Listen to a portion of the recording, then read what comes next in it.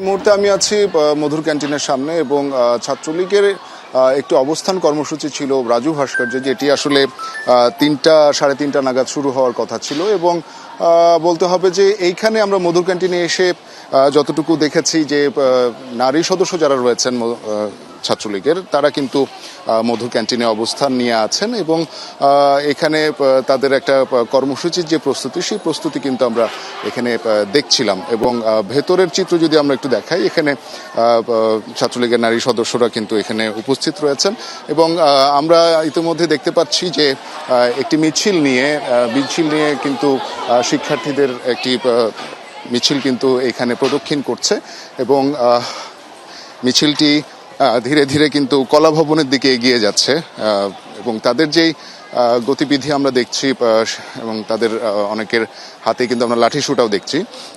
এখন কিছুটা উত্তেজনা কিন্তু বিরাজ করছে ক্যাম্পাসের বিভিন্ন হল এবং বিভিন্ন মোড়ে, বিভিন্ন পয়েন্টে।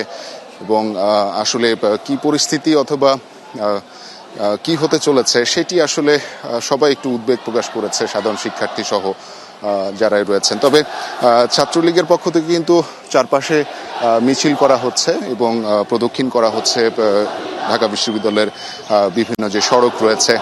এখন একটি বড় একটি মিছিল কিন্তু আমরা আসতে দেখছি, ছাত্রলীগ সভাপতির অবস্থানে সেখানে রয়েছে এবং মিছিলটি কিন্তু আমরা দেখতে পাচ্ছি যে কবি কাজী নজরুল ইসলামের যে সমাধি, সেই সমাধির যে গেট, সেই গেটের পাশে সড়ক দিয়ে এসে কিন্তু মধুর ক্যান্টিনের দিকে এগিয়ে আসছে।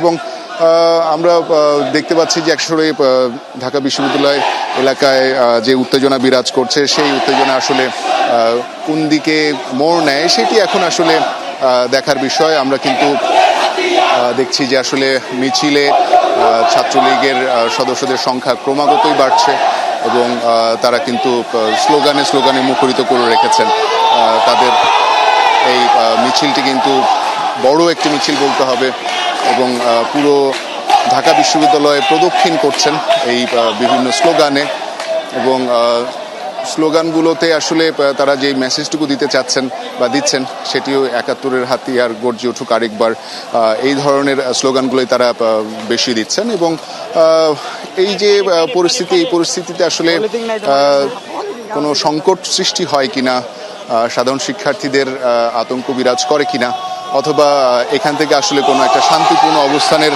দিকে যাওয়ার কোনো সুযোগ থাকে কিনা, সেটি আসলে এখন একটা প্রশ্ন এবং দেখার বিষয় যে আসলে পরিস্থিতি কোন দিকে গড়ায়, সেটি আসলে এখন সবার দৃষ্টি ক্যাম্পাসের এই পরিবেশের দিকে। এবং বলতে হবে যে এখানে আমরা অবস্থানে আছি এবং পুরো বিষয়টি পর্যবেক্ষণ করছি। আসলে পরিস্থিতি কোন দিকে মোড় নেয়, সকল ধরনের পরিস্থিতি আমরা সার্বিকভাবে দর্শকদেরকে জানাতে পারবো।